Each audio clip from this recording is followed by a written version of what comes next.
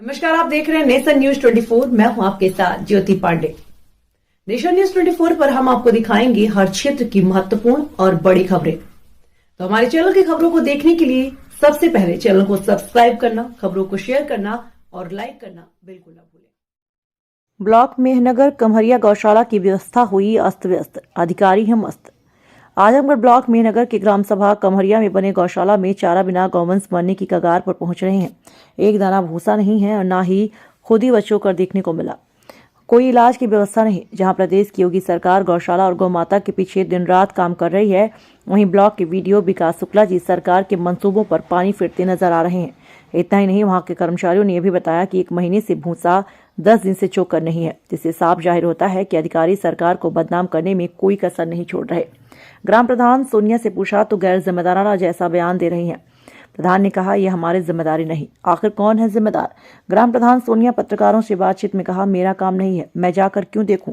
आप लोग जब वहां गए तब मेरा आदमी वहां नहीं था, इसलिए हम कुछ कह नहीं पाएंगे। ग्राम प्रधान सोनिया के बयानों पर सवाल उठता दिख रहा है।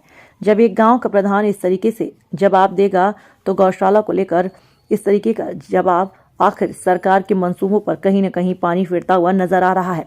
गांव की दशा और दुर्दशा में कितना अंतर है। शायद यही कारण है कि कमहरिया गांव में बने गौशाला के पशु चारे के बिना अब मर रहे हैं। देखने वाली बात होगी कि उत्तर प्रदेश सरकार की योजनाओं पर पानी फेरते हुए ऐसे अधिकारियों और ग्राम प्रधान पर आजमगढ़ जिला प्रशासन क्या कार्यवाही करता है। पुआल ही दिया जा रहा है चारा में, और उनके लिए जो क्या बोलते हैं आता है दर्रा लगभग 10 दिन से नहीं है, समाप्त है। एक तो बात खत्म हो गई। वही वीडियो साहब हैं विकास शुक्ला जी, जो जहानागंज में भी नियुक्त हैं और मेहनगर भी नियुक्त हैं। मेहनगर में, जहानागंज में समाचार चलाया गया था इसके पहले भी, जहां पर 4 गौवंश की मौत हो चुकी थी। और यहाँ भी लोगों द्वारा, ग्रामीणों द्वारा बताया गया है, मुझे मालूम पड़ा है कि यहाँ भी ठंडक के मौसम में गाय मरती थी, उनको ऐसे ही फेंक दिया जाता था। बहुत काफी दुर्गंध आती थी, जिससे बीमारियां फैलती थी, संभावना बीमारियां फैलने की थी। ये तो बात सही है। ठीक है, मैं आपको दिखाता हूँ जहां पर हमारी केंद्र सरकार और प्रदेश सरकार जल मिशन पे, जल जीवन पे काम करती है। यहाँ पर इंडिया मार्का मशीन जो लगी हुई है वो अभी पानी नहीं दे रही है। ये मैं अपनी मनगढ़ंत कहानी नहीं कर रहा हूँ, मैं कैमरामैन को दिखाऊंगा। आइए दिखाइए, मैं दिखा रहा हूँ इंडिया मार्का हैंडपंप किस तरह पानी देता है। इंडिया मार्का हैंडपंप इस तरह पानी देता है, आप देख सकते हैं। ये पानी दे रहा है जहानागंज के वीडियो साहब विकास शुक्ला जी। आप मेहनगर का भी चार्ज देख रहे हैं, ये देख लीजिए। इंडिया मार्का हैंडपंप पानी दे रहा है। जिम्मेदार है कौन? सेक्रेटरी है, ग्राम प्रधान है, कि वीडियो साहब हैं, कि जिम्मेदार कौन है? इनकी निगाहें कब घूमेंगी?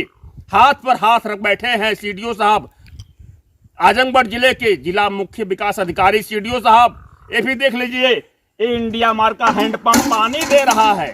ये देखिए पानी दे रहा है, आप देख रहे हैं। और इसके बारे में अगर आरटीआई द्वारा मांगी जाए तो दूध का दूध, पानी का पानी हो जाएगा। भाई साहब देखिए, ये साफ सफाई है। कितना रुपया गौशाला बनाने में खर्च हुआ होगा ये अंदाजा लगा सकते हैं, और कितना पेपर में दिखाया गया होगा। सारा काम धरातल पे नहीं दिखता है। ये इंडिया है, जुगाड़ से काम चलता है भाई साहब। ये तो लूट खसोट जारी है, ये समझ लीजिए। 2-2 ब्लॉक के मालिक हैं वीडियो साहब, लग्जरी गाड़ियों के शौकीन भी हैं। सारा काम पेपर में सिमट कर रह जाता है। एक गौशाला की कहानी देख सकते हैं आप। इतना कितना रुपया खर्च हुआ होगा, आइए मैं दिखा रहा हूं जहां चारा रखा जाता है। चारा में गोबर भी, अनेक गौ माता के लिए खाने के लिए चारा दिया जाता है, उसी में गोबर भी रहता है। ये रख रखाव है, इसकी जिम्मेदारी किसकी है?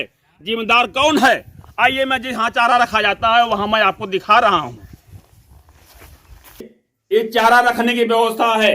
चारा में केवल पुआल ही आपको देखने को मिलेगा और भूसा नहीं है। भूसा आपको देखने को नहीं मिलेगा। केवल मैं कैमरामैन से इशारा करूंगा, एक तो एक रूम में देख लिए, दूसरे रूम में हम चलते हैं।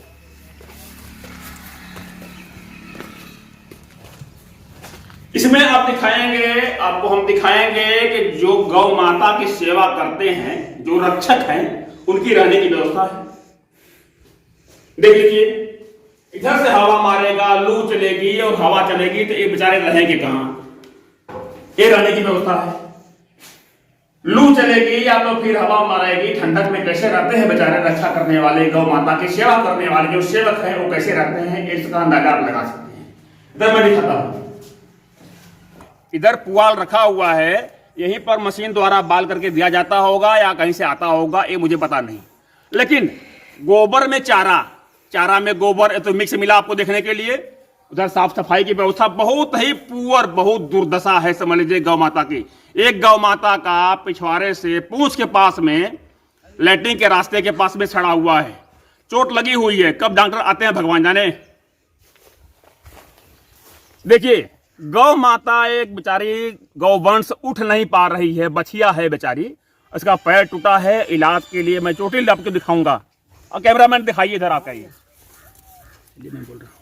ये देखिए गौवंश चोटिल है, जिसको चोट लगी हुई है, पूंछ के पास में पीछे कीड़े पड़े हुए हैं, गिर पड़ी हुई है, उठ नहीं पा रही है।